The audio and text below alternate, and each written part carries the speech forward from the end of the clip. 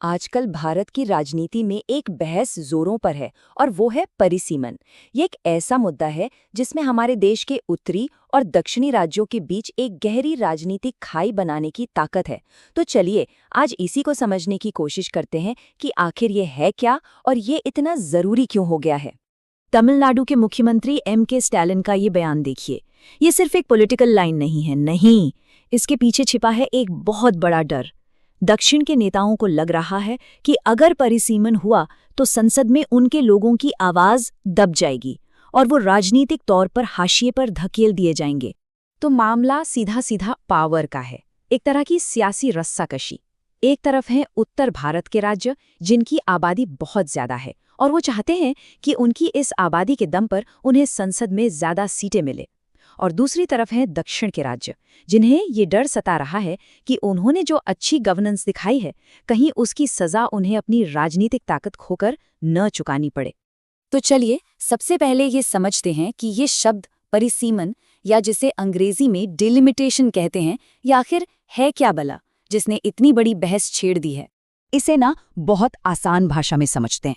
सोचिए, ये हमारे देश के चुनावी नक्शे को फिर से बनाने जैसा है। इसका मकसद सिर्फ एक है, ये पक्का करना कि हर सांसद यानी हर MP लगभग बराबर संख्या में लोगों का प्रतिनिधित्व करे। आखिर लोकतंत्र का सबसे बुनियादी सिद्धांत यही तो है ना, कि हर एक वोट की कीमत बराबर हो। लेकिन अब जरा इस नंबर पर गौर कीजिए। पिछली बार जब सीटों का बंटवारा जनसंख्या के आधार पर हुआ था, वो साल था 1971। तब भारत की आबादी थी महज 55 करोड़ और आज हम 140 करोड़ से भी ज्यादा हैं। इसका मतलब क्या हुआ? मतलब ये कि हम आज भी 50 साल पुराने चुनावी नक्शे पर अपने देश का भविष्य तय कर रहे हैं।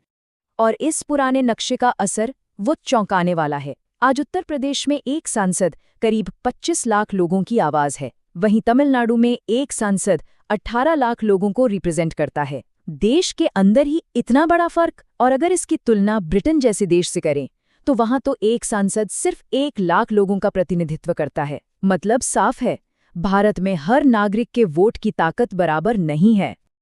अब सवाल ये उठता है कि अगर सिस्टम में इतनी बड़ी खामी है तो इसे पिछले 50 सालों से ठीक क्यों नहीं किया गया, बदला क्यों नहीं गया? इसके पीछे एक बहुत ही दिलचस्प ऐतिहासिक फैसला छिपा है।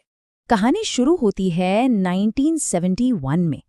तब ये तय किया गया कि लोकसभा की सीटों को फिलहाल नहीं बढ़ाया जाएगा। इस रोक को फिर 2001 में और आगे बढ़ाकर 2026 तक के लिए लागू कर दिया गया। और अब 2026 ज्यादा दूर नहीं है और भारत एक बहुत बड़े फैसले के मुहाने पर खड़ा है। और इस रोक की वजह ही इस पूरी बहस की जड़ है। असल में ये रोक उन दक्षिणी राज्यों को एक तरह से इनाम देने के लिए लगाई गई थी जिन्होंने परिवार नियोजन यानी फैमिली प्लानिंग की सरकारी नीतियों को बहुत अच्छी तरह से लागू किया था। सोच ये थी कि जिन राज्यों ने अपनी आबादी कंट्रोल करके अच्छा काम किया उन्हें कम सीटें देकर सजा नहीं मिलनी चाहिए। और आज भी दक्षिण के राज्यों का यही सबसे बड़ा तर्क है। लेकिन रुकिए, कहानी में एक नया और बहुत जरूरी ट्विस्ट भी है, एक ऐसा मोड़ जो इस पूरे मामले को और भी पेचीदा बना देता है, और वो है विमेन्स रिजर्वेशन बिल यानी महिला आरक्षण। अब यहाँ सरकार की स्ट्रैटेजी समझिए। सरकार का कहना है कि महिलाओं को जो 33% आरक्षण देना है वो तभी लागू हो पाएगा जब परिसीमन हो जाएगा।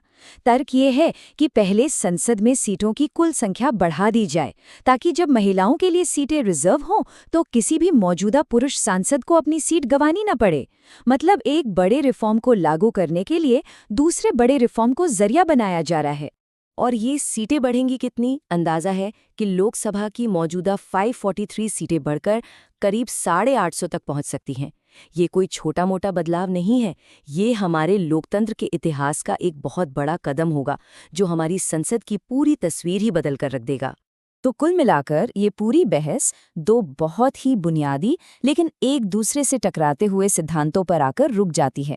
एक तरफ है डेमोक्रेटिक इक्वालिटी का सिद्धांत जो कहता है एक व्यक्ति एक वोट एक वैल्यू, यानी जहां ज्यादा लोग वहां ज्यादा सीटें, सीधा हिसाब।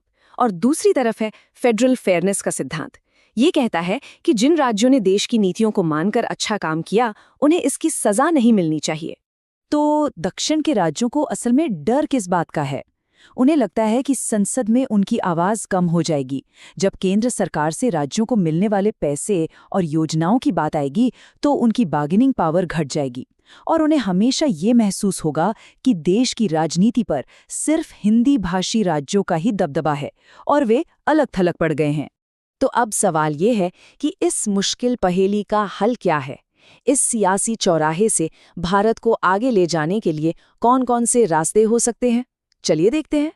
मोटे तौर पे देखें तो 3 रास्ते नजर आते हैं। पहला रास्ता सीधा और सरल, आबादी के हिसाब से सीटें बांट दो।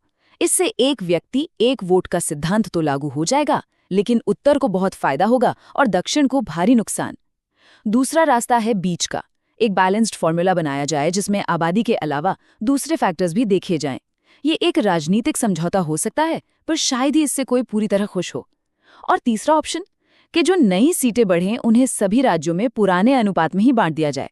इससे किसी की ताकत तो कम नहीं होगी, लेकिन जो असमानता है वो जस की तस बनी रहेगी। और यहीं पर आकर हम इस बहस के सबसे बड़े सवाल पर पहुंचते हैं। ये भारत के लिए एक ऐतिहासिक मोड़ है। ये सिर्फ सीटों के बंटवारे का सवाल नहीं है, ये सवाल है भारत के लोकतंत्र और उसके फेडरल स्ट्रक्चर यानी संघीय ढांचे की आत्मा का। सवाल यही है कि एक राष्ट्र अपने हर नागरिक के वोट की कीमत और अपने हर राज्य की आवाज के बीच एक सही संतुलन कैसे बना सकता है। इस सवाल का जवाब ही भारत का आने वाला कल लिखेगा।